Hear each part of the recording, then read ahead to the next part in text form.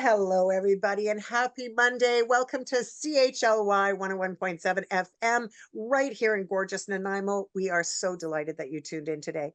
On today's episode, we're bringing back a recurring guest, someone or a couple of people who have done great things in the theater here. I'm happy to have back Dan Puglas and Tom Rokeby from Reconciliation Theater. I hope I got your names right. I think I did this time, but sometimes I mess them up. How are you guys? Good to see you. Great, Kathy. Thank you. Yeah, doing really well. Good. I'm really glad. So, because you're not a stranger to Act Three and you're not a stranger to theater in Nanaimo, I'm really happy to have you here. The buzz on the town is that there's another new play coming out. So why don't we break it all open and let's talk about how it got started, why it got started, and what we can expect down the pike. Who would like to start sharing? Geez, this probably sounds like a me thing, eh, Tom? I guess it It is. sure does. Playwright Dan. Yeah, I it think sure it does does play play right, right Dan. there. Yeah. So, I was in the middle of writing this play Yeah. a couple of years back, and it was a play that was very personal to me. It's kind of a way for me to kind of get over some of my grief with family stuff. That's all I'll say on that. But I ended up entering this play in to try and win a grant with Native Earth that's based out in Toronto, at least Ontario, that area. And I actually won a grant for about $4,000 to help finish writing the first draft for this play. Wow. So after I finished the first draft, I sent it out to Native Earth, and it just kind of sat on my shelf for another year or so because I started getting busy with a bunch of other projects with Reconciliation Theater, as well with Western Edge Theater, which I used to work really. I used to do a lot of jobs for Western Edge Theater, and then I pitched the idea of maybe doing my play with Reconciliation Theater probably a few months back, 5-6 months around there, and we was all kind of in agreement that it was a well enough script to get off the feet. So I started working on a bunch of different drafts of the play with Tom and a close friend of mine, Whitley Dunn, and we got it up to a point where we feel like it's fully stage ready.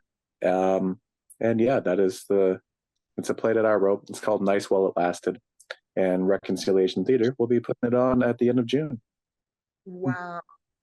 So Nice While It Lasted started, would that be a year ago now then? Or was it, how long has it been since from the time you began writing to actual bringing it to the stage? Probably 2.5 years. I want to say 2.5 years. Because like there was a very big break in between my first draft and my second draft. But once I started on my second draft, then third draft, fourth draft, fifth draft came like within like a month within each other because I found that spark again. Yeah. So this is very exciting because it's your work, but really the last play that you produced, you had quite a bit of involvement in I wouldn't say writing the play itself, but in sort of giving it the direction which way you wanted it to go on stage. Is that correct? Or is this the first time that you're really writing for stage? Oh, it is not the first time that I've written for stage. This is just the first time in a while that I've written a full-length play for stage. Before I was majorly involved in any theaters, I spent a lot of my time writing. Like Tom can attest to this. Like back when I was his wee little student back in Barsby, I started writing a bunch of different short films because that was kind of like what my passion was back in high school.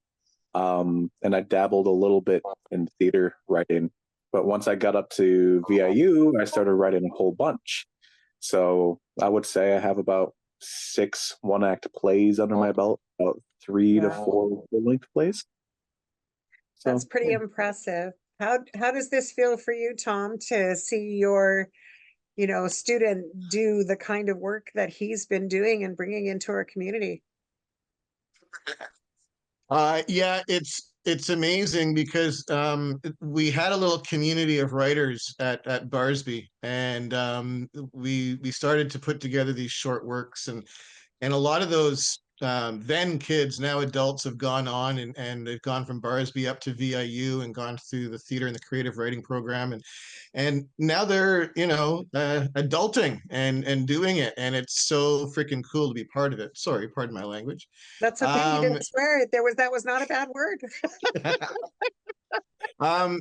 it's like Dan was kind of alluding to, it's a long process, and these people are so talented that they have other projects on the go. And so, with that in mind, over the winter, Reconciliation Theater actually hosted a winter writers workshop, and we had 9 different playwrights come in, local playwrights come in. We saw a great cavalcade of a variety of really interesting short plays. So, we're really happy as a society that we're able to uplift Dan's work, because he's Mhm. one of us, and he's worked so hard on other productions, so there's been a special level of commitment, because not only is it a good play, but it's a good play written by somebody that we care dearly about, and we want to put our best foot forward. And absolutely, for all of that. I mean, the relationship between, educator and student, and, watching them bloom and grow in so many wonderful ways is already fulfilling. But there's more to it than that, because Reconciliation Theater in itself is a very unique theater. Would you mind sharing with the audience, for those that haven't been following your career or didn't necessarily watch one of the other programs that you've been on, maybe give us a little bit of an idea of how Reconciliation Theater was birthed? Yeah, sure. I'll pick it up and Dan can kick in. But I love telling this story. There was a course offered at SFU about offering Canadians the chance to take a journey of reconciliation through the stories of Turtle Island's indigenous playwrights, and so we kind of stole that idea, and I curated a list of plays that I thought really had were important to the canon of indigenous work in this region. And so we sat on our farm and in our house and read them together as a group on a regular basis. And then when COVID was over and we had this great energy and this great community, we just decided it was time to go and bring this to a live event and to actually produce shows. And so, with the resurgence of live events since we've come back from the shutdown from COVID, it's been this really cool way to create this theater company from scratch that it has a priority of being inclusive, and that inclusive membership allows us to produce unique productions that other companies would be really challenged to produce. Some of the most exciting work in Canada right now is coming from Indigenous playwrights. And if you don't have an inclusive company, you really can't produce their work.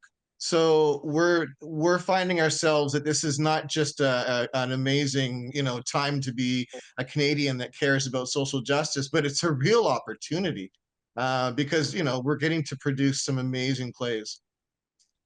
Yeah, and it's also, so many people talk about tokenism, right? About having, the First Nation voice, there at the table, but they may not really understand that having the voice there means actually participation, fully engaging within the culture, understanding the dynamics of the ancestral lands and the people of the land. I find it really an uplifting organization that you created, because you're walking the walk. You're not just putting the words out there, you're actually doing something that makes such an impact on the community and to all of the nations that we live and work and play on. um, Dan, how did you feel about your first play coming after COVID like that? I mean, I know it was a while ago now, it's a couple of years back. How have you evolved with Reconciliation Theater as a result of that? Uh, I would say my confidence has gone up quite a good amount.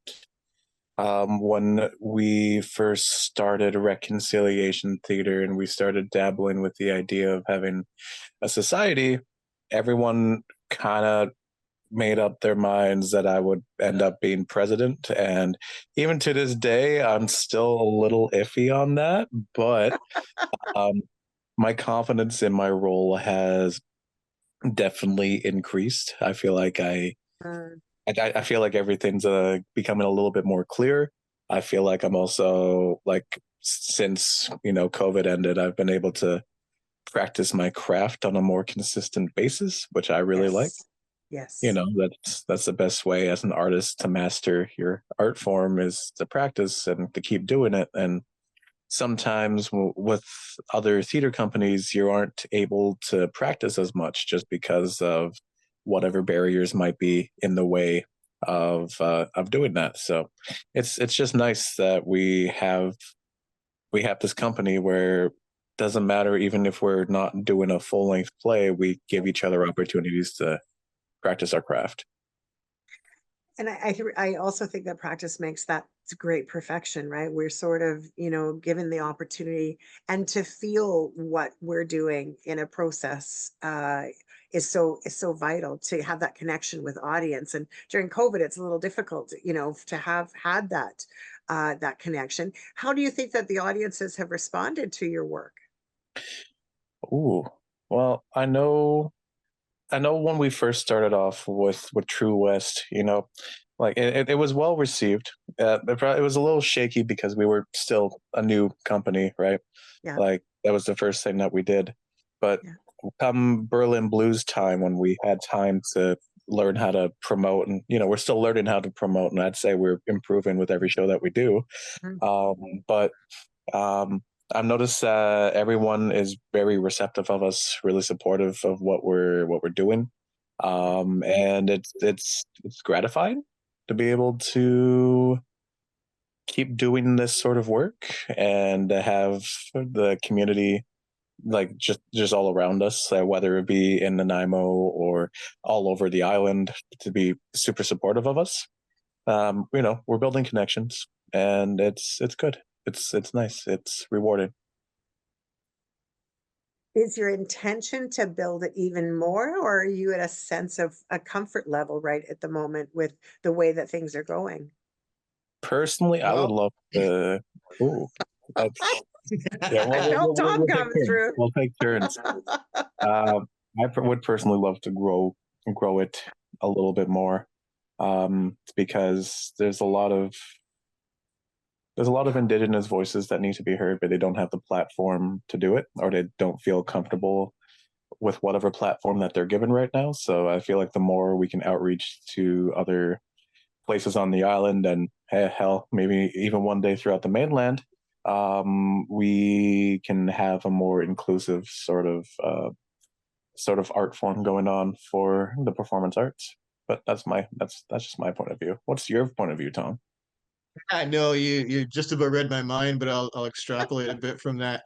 Yeah, Yeah. we have a mandate, so we've been able to expand really well into these large venues, which, to be honest, we weren't sure was going to come very easily. So here we Mm, are now for the summer. We're set up at River City Stage and at the Sid Williams and Courtney and at Langham Court in Victoria, and that's fantastic. But another part of our mandate was to bring theater, live theater with Indigenous representation into Indigenous communities. So we have this other angle that we also would like to go smaller in a sense, so that when we prepare a production, we kind of prepare the big show for the big traditional theaters, but we also try to think about what would this look like in a hall, what would this look like in a band, in a band administration building, what would this look like in a classroom, so that we can take theater, live theater, onto into reserves and into Indigenous communities. And because that's, I think, where the representation is perhaps the most powerful.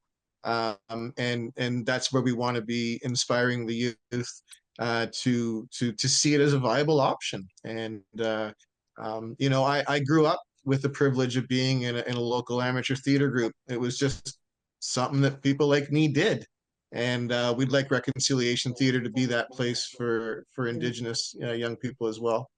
mm. my heart is warm hearing you say that, Tom. I also came from a local theater company growing up, going to high school and after school, going to rehearsal, and not just at the school, but at a local theater group. And when I look back on my early years, some of the things I remember the most is the collaboration and the joy and the working together of that very small community theater group. It's such a powerful opportunity for young people to grow and be nurtured and see themselves. And the thing that for me, and I'm sure Tom, you have experienced this as well, it stays with you forever, right? Like as we move on through life, those skills are some of the most wonderful skills. And to see Dan, you now say, well, maybe I wasn't so confident before, but I'm starting to feel a little bit more confident now. I can see that the theater has done that for you. Am I right? Um, in a sense, um, I've always been a very outgoing person. Hmm. Uh, my general confidence has never been something that I've struggled with, but when it comes to these more grounded professional roles that I'm Hmm. that I'm now having to uptake and whatnot, that was always daunting to me. I never trusted my abilities to be able to like lead a company for per Hmm. se, but no, I have a good team behind me that support me and tell me when I'm messing up, so it works. Tom, he And doesn't mess up too Kathy, much, does he? it's if I could take that question in a different direction, Yes. we've also both been pleasantly surprised about what an incredible support for our members' mental health Yes. reconciliation theater has been. We do have a lot of people out there that are struggling, that there's too much isolation out there, Yep. and we find that we are healthier, even though we're crazy busy. We're healthier as people when we're in production, and Yeah. we're healthier when we're together and doing stuff. It's so that's something that we just really encourage everybody to appreciate, is that there's a benefit to this well before anything hits the stage. you know Yeah. we're already better people just for coming together and having the fun time, and having that thing to focus on, and that thing to put your energy into, and yeah, it's fantastic. Yeah. And I love the mentorship that goes with that as well, though, learning from each other and holding each other up and, being, part of a collective trying to do something that's really, that's very artistic and very thoughtful and very comfort bringing, even if the subject matter isn't always easy, right? And so, Dan, when you wrote this, I mean, when I think about the title, nice, nice while it can you give me the title again? I'm so sorry. Nice while it lasted. Oh, there you go. I missed a letter on what I was writing. I couldn't read my own writing there. Nice while it lasted. As you get older, you're writing short notes as you get through here. So, just out of curiosity, when you put that together, did you actually ever truly envision it to go from the paper through the grant and then to fruition, and to actually see it become created by your group? To be honest, I always knew that I was going to put it on with or without a group. That's good. It's just the way I've always kind of done my art. Yeah. If no one's gonna back me up on putting up the project, then I would have just done it myself at some point or another. Hmm. Uh, grant or no grant either. It's just the way I've always done my my art since university. Whenever I wasn't accepted into some sort of festival or competition, or I wasn't accepted into a play, I wouldn't sulk around. I would just go out and do my own thing and keep Yeah, myself busy that way. for sure. So I knew it was always going to be done. I'm happy it's being done with Reconciliation Theater, but I was going to do it even if we didn't do it with Reconciliation Theater. Yeah, I love that. Yeah, Yes, he's absolutely right. That's kind of where Canadian theater is going in general, is that these old behemoth systems are kind of falling to the wayside, and absolutely. older people like myself are moving on, and younger independent minded people, that realize they can produce their own show, they connect online, they have so many, it's like you producing your own material as well, right? You're an independent Absolutely. producer, and this is going to be the way that all media moves, and is already well moving. So absolutely, we're lucky that Dan was amenable to letting us help him with this, because it's yeah, we're really coming in at the last minute. And I remember when he started sharing it around, he sent it to me again at a time when I was too busy to appreciate it, and it kind of sat on my file as well. And, I got to read Dan's play, I should read that thing. And then I read it like way late, and I was like, wow, this is really good. I shouldn't have sat on this. um, so we're lucky to be where we are. And as I said before, the level of commitment is just, it's Mm. like not what we've seen before, because we've never worked for Dan before in his own story. It's Well, very much his story. everything happens on time, so that's the good news. Tom, I'm going to ask you a question specific to Dan. What has Dan taught you so far? Oh, I was hoping you'd get around to that kind of stuff. There you go. And when you said the mentor thing, it made me a little bit uncomfortable, because the reality is that any journey of reconciliation for a settler is a journey of learning. And Absolutely. not that 1,000%. not that any one of these indigenous artists that are part of reconciliation theater are like have the answers, but I have absolutely learned so much just being art creative and close and sharing Mhm. ideas. And I feel really like it's a process of unlearning. Mhm. They've taught me to unlearn a lot of the things that, as a university graduate settler who had 20 years in a profession, I had to unlearn a lot of things that were putting up obstacles, Yeah. that were part of my assumptions, because they had always served me well. Um, I could I could be specific and tell you the story about why you can't hand out eggs in a grocery store. Um, Yes, we were please. at an early rehearsal at Quality Foods, who's been an amazing donor of space with us for years, and we were wrapping up rehearsal. And I have a little farm out here in what is colonially known as South Wellington, and I have hens, and so I bring out eggs to give away to people. I was going to call the company a carton a week, but I thought that would give people the wrong idea. So we were at the end of the production. There was 5 of us in a room, and I handed out these cartons of eggs Yeah. to people. And the two sisters, myself and this other friend of mine, we picked up the eggs and we were on our merry way. And the other three, Dan and two other indigenous artists that were with us, they just stood there like, we can't walk out of a grocery store with eggs. Are you kidding? So there's just there's just such Yes. it's so easy for settlers like myself Yes.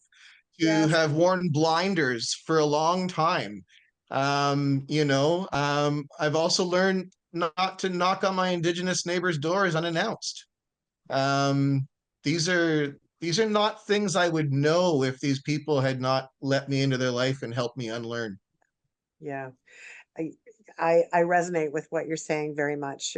There is something, we do have a lot of unlearning to be done, no question about it. Um, I, I, I wasn't actually thinking about it from that perspective though when I asked the question, um, because where I was going with it was from the perspective of, just young people in general, right? And the things that we're unlearning as older folks by comparison, right? Um, I was curious about what it might look like. What does it look like for you to see your this person that you helped mold in a school setting now, out there really doing some great things, connected, of course, to Reconciliation Theater, but you're so connected down all the way through like that. That's kind of where I was going. I didn't even dawn on me to think about the First Nation dialogue, right? That conversation of understanding. And so I'm Well, sorry maybe for another that. Yeah, and maybe another thing that I'll share about these young people, and I can call them that, is Mhm. that some of the stereotypes that my generation might have about them are just so ridiculous. Ridiculous. Yeah, These dead these wrong. are Yeah, really hardworking people. yeah, They just some of them have different schedules. Some of them yeah, have a variety of needs. They live in a very much more of a dynamic space and time than I did when I was growing up. And yet they still like they put so much into our program. If it wasn't for the in-kind time that our young artists put in, we wouldn't be anything. yeah, And so it's uncanny to me that the kind of the stereotypes yeah. have stuck about what this generation can do. Um, It's always so surprising. Absolutely. yeah, Incredibly surprising. And I think that it would be great to change the narrative as well for how it was viewed from an older perspective to a younger. And by the way, I don't want to sort of get stuck on that piece. That wasn't really my intention, is to get stuck in that area. But I'm seeing everywhere I go these days more and more youthful people with great ideas doing great artwork that are really succeeding in ways that, kids in my generation, it just didn't happen that way. And so I'm inspired by it. I think it's a wonderful experience to see someone who's, clearly talented be able to be received by community in such a brilliant way. And I think that Reconciliation Theater has offered you both and your entire ensemble an opportunity to shine in this community. I just think it's fantastic. Um, Having said that, I'm going to just take a quick station identification because I want people to know more about this play, and I want them to know how they can get tickets and when things are going to get started and all of that.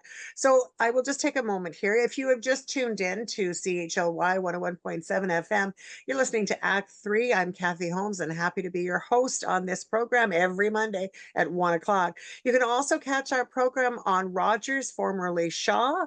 As Act Three, we have a fabulous show that runs Vancouver Island wide. You can also listen to iHeartRadio and Spotify. And of course, you can watch all of our programs on YouTube. So we encourage you to like and subscribe if you enjoy the program, and certainly to let you know that we always want to bring you guests that hopefully will bring some impact in your life.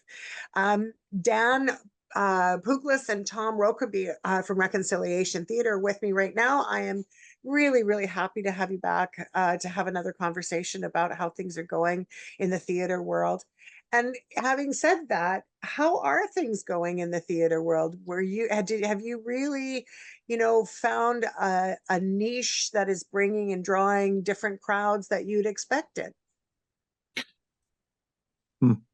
Well, I can tell you that when we first started doing shows with Reconciliation Theater, I never considered the possibility of performing in other places besides Nanaimo. So, Yeah, like, when we're like we're like what Tom was saying earlier, we're going to like what 3 or 4 different venues all across the island, and it's those just are great. yeah, those are pretty big venues that are on the island that are well known, as well as we're still trying to line up our smaller tours. So, not what I was expecting when we first started up this, but I'm very glad with where it's at right now.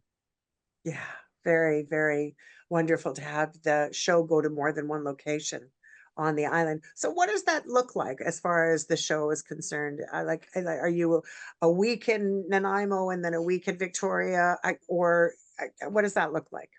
Go ahead, Tom. well, where it's Nanaimo is so centrally located on the island, and with a growing population, this has really become so much more viable than when I was a kid. Then when I was Dan's age, this probably wouldn't have worked as well. But the reality is we can perform in Courtney or Campbell River and be home that night if we need to be. Absolutely. Yeah.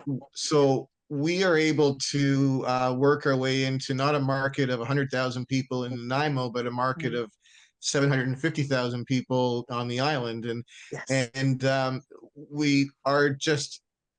And I think it makes sense because like I said before, we're able to create unique programming because of our membership.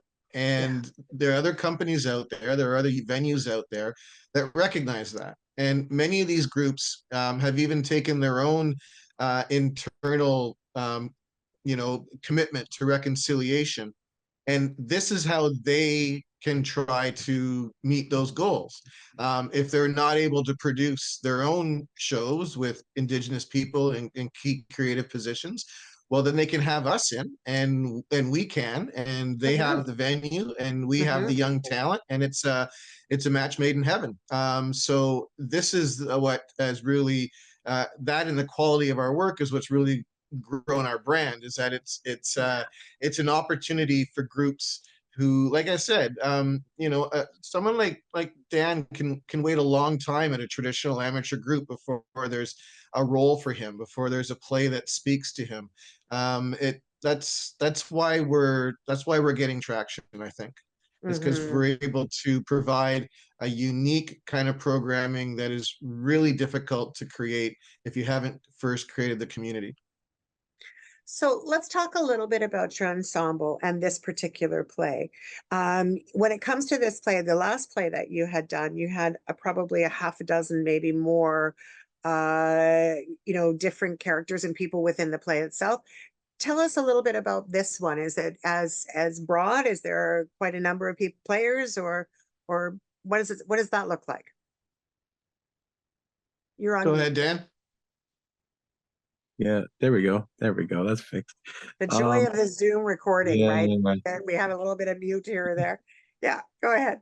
yeah. So this play is a lot more intimate than Berlin Blues. It's a 3-person cast. The main character, I guess they're all main character, but Hunter, which is played by myself, Eli, which is played by Jesse Wilson, and then Willow, who's played by Whitley Dunn. It's just a 3-person cast. Tom's directing the show. One of our main go-to guys, Damon Mitchell's stage managing the show, and we got a lot of other great people who are supporting in the tech. But no, it's definitely a lot smaller in cast wise than Berlin Blues, which means that we can work on it on a more intimate level, which is really nice. Yeah. And is it being filmed as well, or how is it? So far, it's going to be just live theater, but is there an opportunity somewhere down the line where you might have uh, parts of We it? will we will get it filmed when we perform at the OV Arts Center. The Nice. amazing technician down there, Justin McFadden, he'll be able to use their in-house streaming service in order to Excellent. pick up a copy for us, and that's a really fun thing to be able to share. And well, to be quite honest, it helps us reach into communities that don't know about us. And next year we'll be able to use it to as a pitch. Which I think is a terrific opportunity. The visual side of it alone, I think, will be really, really helpful in that way.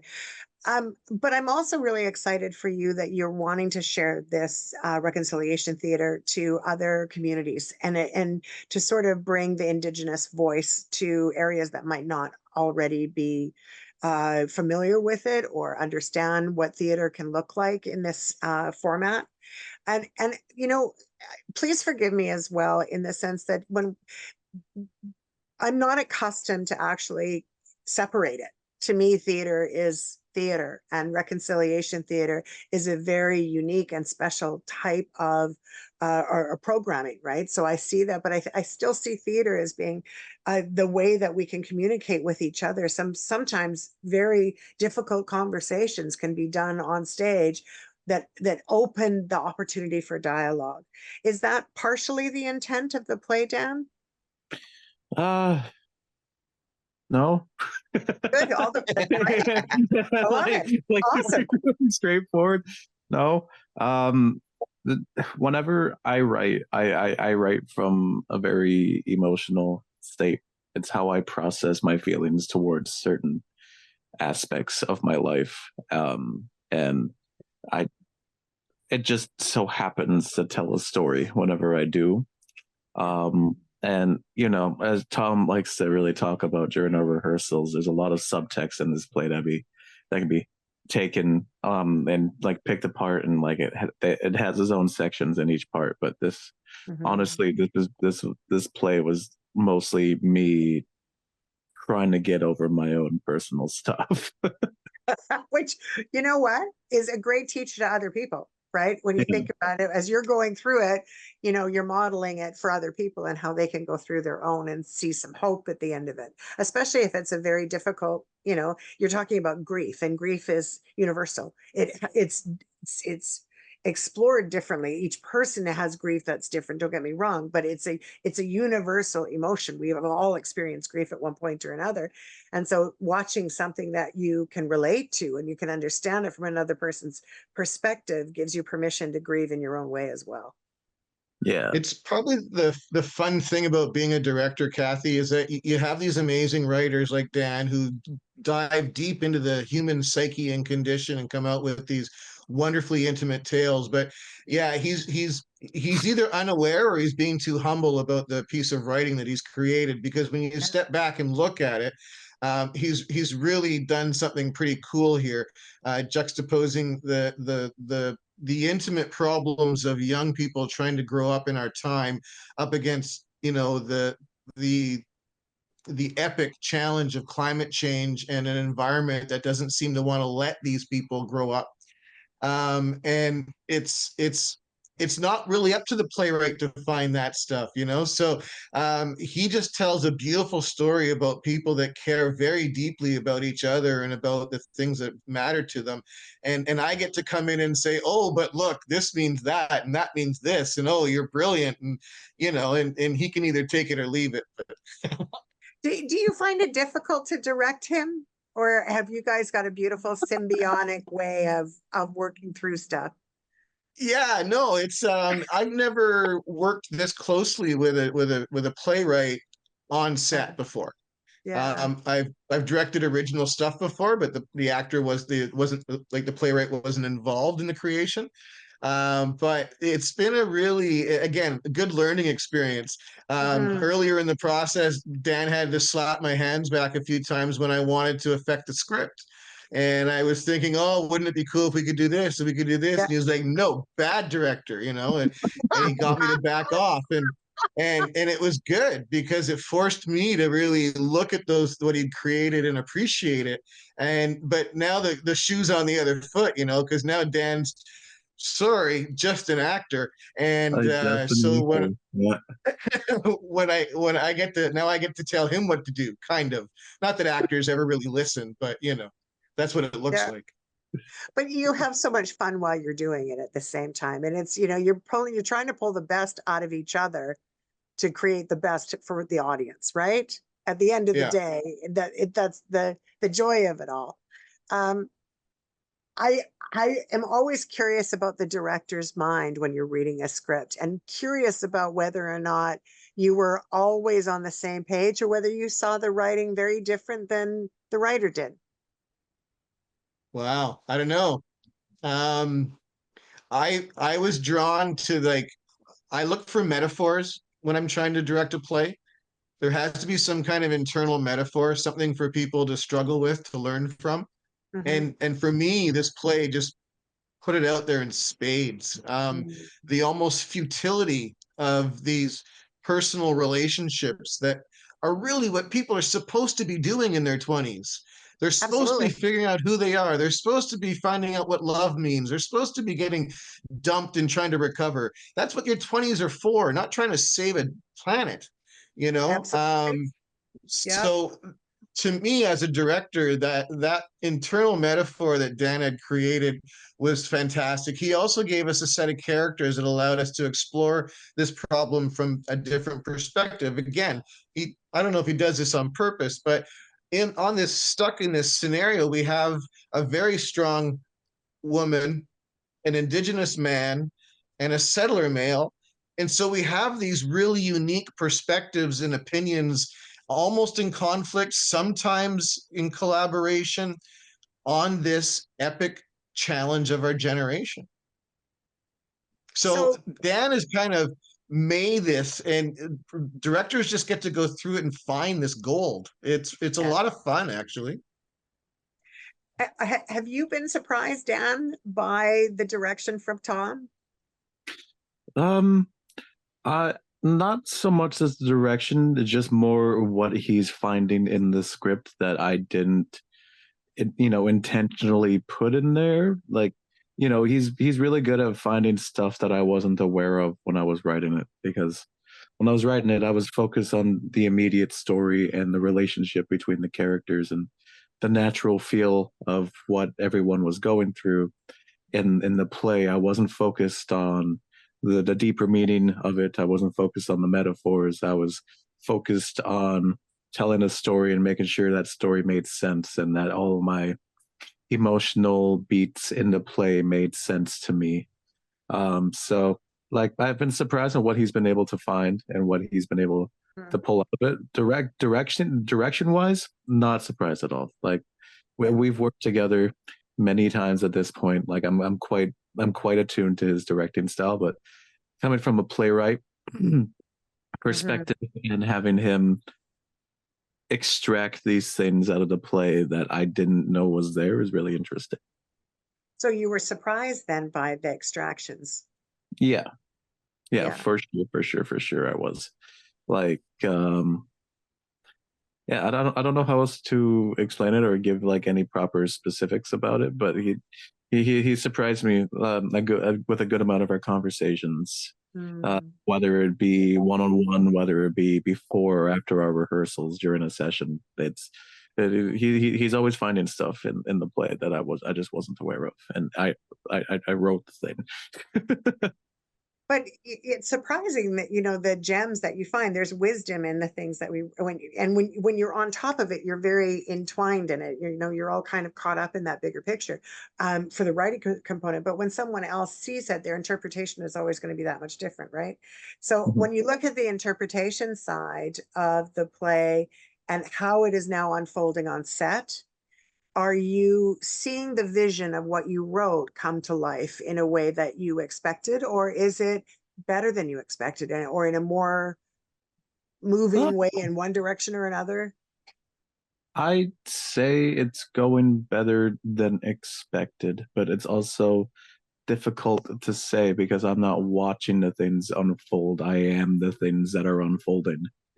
Yeah, So it's it's awkward. hard to give a proper answer to that because like if I was sitting behind the table with Tom and Damon, I would probably be able to give a more solid answer. But now since I am in the situations that are happening in the play, I can tell you as an actor, it feels really good to be able to put them on.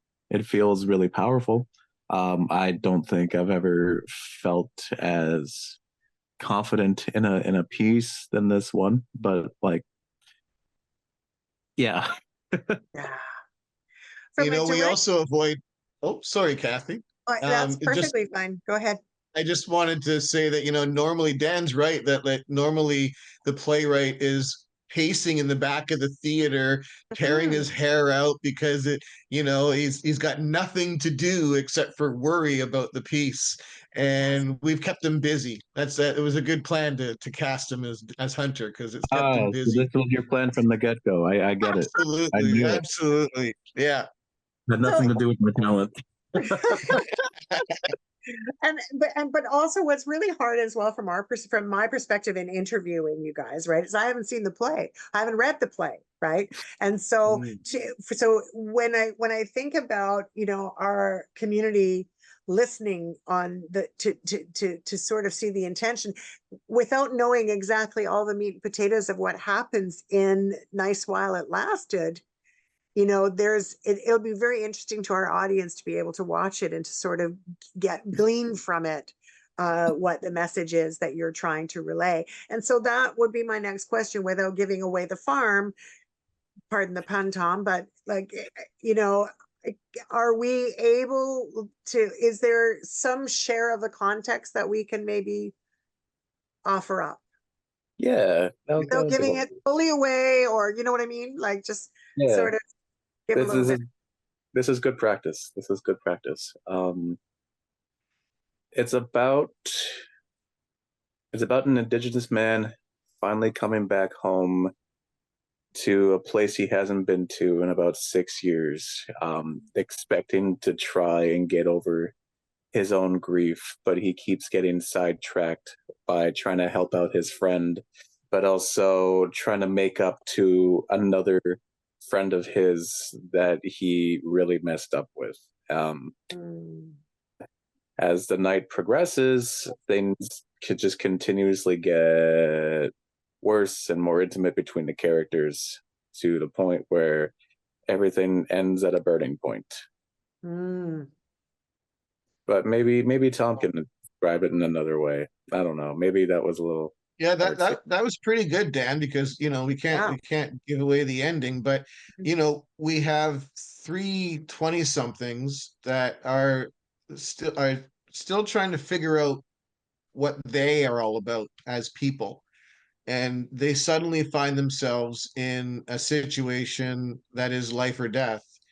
And they have to kind of struggle with the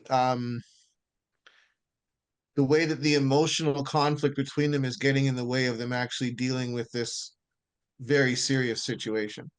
And it's like I said before, it's a great metaphor for how three different types of people will end up struggling with the same problem, right? Yes.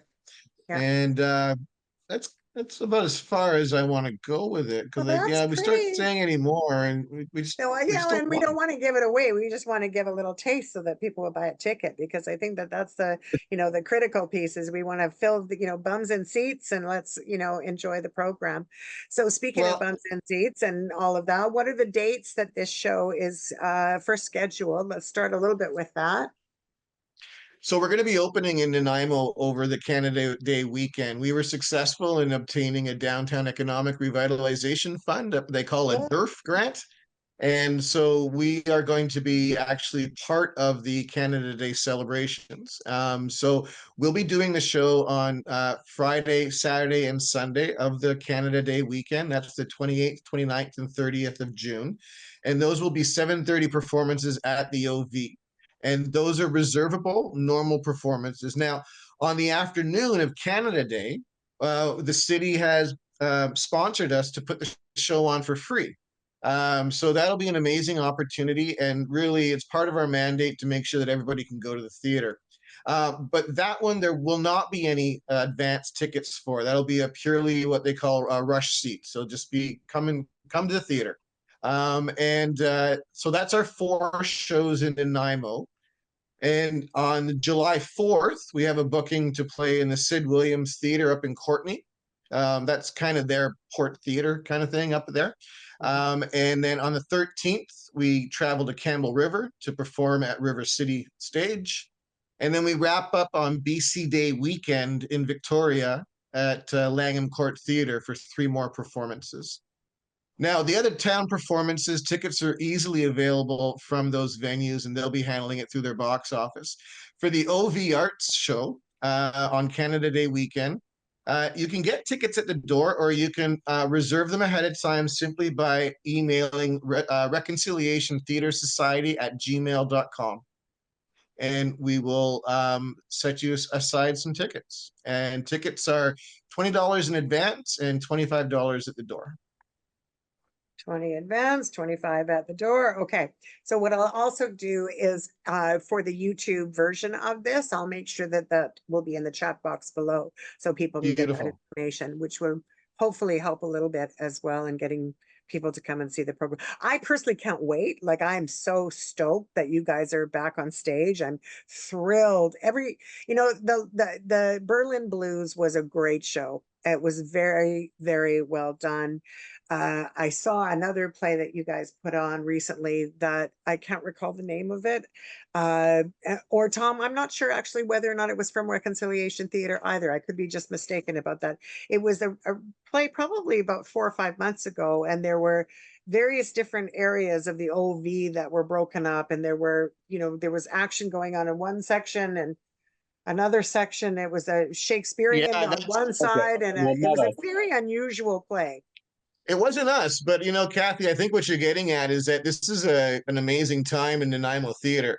It really is. There is so much live theater going on. The show you're talking about was by Amanda Cutting and her gang over at Artist Collective Theater, and they're a great group. We've got so much live theater going on in Nanaimo right now, and it's such a collaborative community. Like they were involved with our writers festival. My daughter is currently performing in their summer festival. Frankly, if we weren't overlapping, we'd probably be working together on something over this summer. But there's just so much great theater happening here. Nanaimo's growing up. I'm so happy that it is too, because I think we needed it for it to grow up a little bit. A little bit of theater can take us to a lot of really great places. We don't have a whole lot of time. I'm just taking a look at here in the corner of my eye at the clock, and if you can believe it, our hour is nearly up. Not quite, but almost. And so there's a couple things I always like to sort of check out with you and sort of take, to bring the show home for our fabulous listeners and watchers. And that's about the wisdom for all of this. And I mean, certainly when I think about the wisdom, Tom, you kind of just said that theater is growing up in Nanaimo and we're starting to see an abundance of it. But what are we learning from that? What do you think the wisdom is in theater from your point of view? Dan, do you want to go first? No. you know, I'll the ask you a wisdom different is question, Dan. the wisdom is, Kathy, is that so much of our world is going digital, and pardon the medium that we're all taking advantage of right now and Absolutely. what we're doing, but I think that there's a craving out there for human experience, for things that are immersive, Hmm. for things that actually bring you into a fully live experience, and for those of us who can't get into the Taylor Swift lottery and to try to spend those kind of money. For 20 bucks, you can come down and be with real live people and watch other real live people who have poured their heart and soul into something, share it with you for a few hours. You'll have a blast. You'll meet new people. That's the wisdom of it. It doesn't matter what the play is. There'll be a different play next month, and it'll be great too. It's just a matter that there's a real craving coming out of COVID from the lockdowns, that people are starting to realize that this is mental health care. This It is really actually is. what we do to stay healthy, is that we come together and we share stories, or we make music, or we dance, or we write story. It doesn't matter, but we come together to share the things that we care about. And for 20 bucks, I don't know. You're not going to get that's a bargain. It absolutely is. Dan, what's your takeaway? Takeaway is that what we're doing as a collective is good for the spirit. It's I don't know. It's therapeutic. It's healing, and Yeah. if we can keep spreading this sort of medicine out towards other communities, then I just think it's going to do a lot of good. You know, You I, know, Kathy, if I could say one last thing before we go, of course, along those lines, on Thursday, Dan and I are going to be the keynote speakers at Inclusion BC's provincial conference. And we're incredibly gratified that we get this opportunity to share this story with such a broad audience of people from across the province who work at inclusion every day. And if we can inspire somebody else to do this someplace else, all I really want to say to them is that it wasn't that hard. yeah. It's been a lot of fun, and it really wasn't that hard. So we can't wait to share that message. And like Dan said, if we can just help more people find their way to create these kind of communities, yeah, that'll make me pretty happy. I'm all in. And I think that our audience is all in as well. I Cool. love your messages, both of you. I think that I think it's really important that we come together and connect. And you're right, for 20 bucks, come on, what can you do that's better than witness somebody's art. And Dan, Yeah. I just gotta tell you, I am so immensely privileged to have met you, to meet you in person, and also to have had you on the program in the past. Tom, you too, of course, but to have that you as a playwright watching your world unfold on stage, your vulnerability for putting your life on view, to me is just an incredibly honest and beautiful thing. And I really hope that more people walk in your footsteps and put themselves out there the way that you have done. It's a gift to us all, and so thank you for that. And Tom, thank you for being there to guide this in the beginning, and then to build on it, in the aftermath, and to like propel it forward in all the many things that you do with Reconciliation Theater, and for your entire ensemble. It is a very incredible gift to everyone who has the privilege to spend time with you both.